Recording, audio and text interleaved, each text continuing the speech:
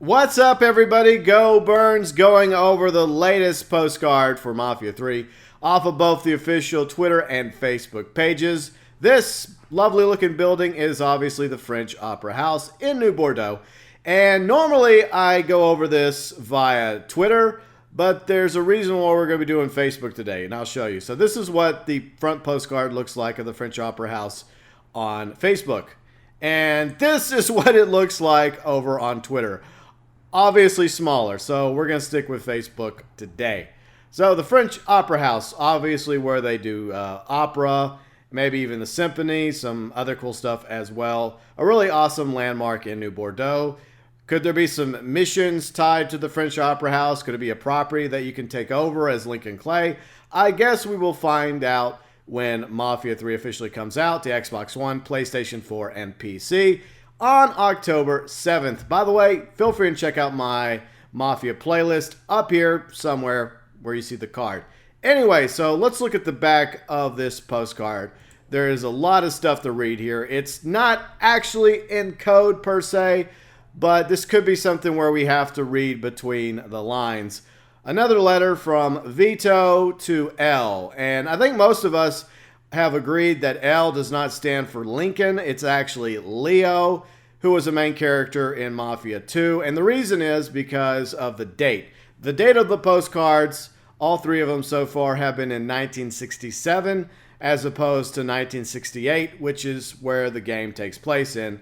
So I think that L stands for Leo as opposed to Lincoln. So the first postcard was what? March.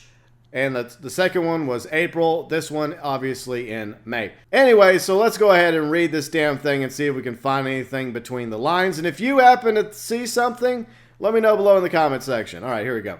L. Tony eventually made it home and immediately took the job as a longshoreman.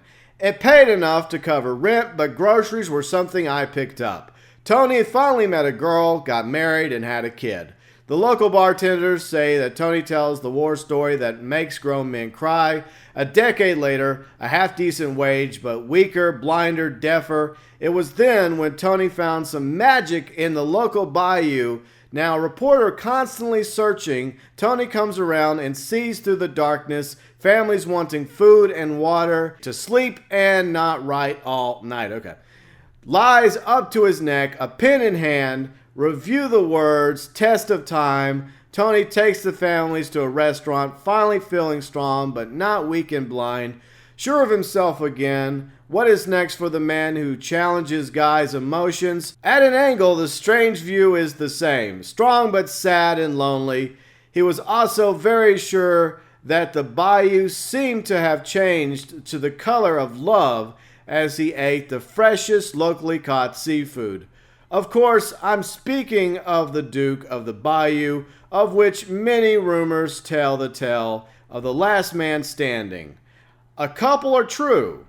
The fish are fresh, and you can see we sent Tony away again, down southwest of here. Tony is fine from what I hear. Empire of a different bay. Obviously talking about Empire Bay. Rest assured, he got what he deserved. So something happened to Tony. Dealt a full hand with the three kings, as Tony himself recently requested. V. Sent, of course, to the Fowler and Webb Fine Tailors in Empire Bay, where I guess where Leo is presiding. This is obviously probably a front for Leo.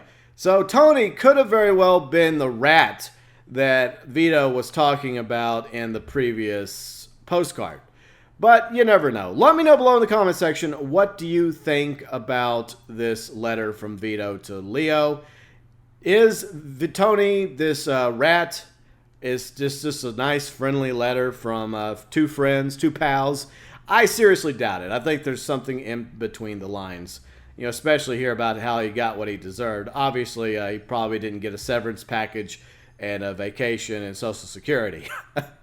He's probably sleeping with the fishes. So anyways, feel free and check out the postcard yourself. I got it linked below in the description section. I know it was a lot to go over, but feel free and reread it. And let me know what you think about it below in the comment section. And don't forget, Mafia 3 officially coming to Xbox One, PlayStation 4, and PC on October 7th.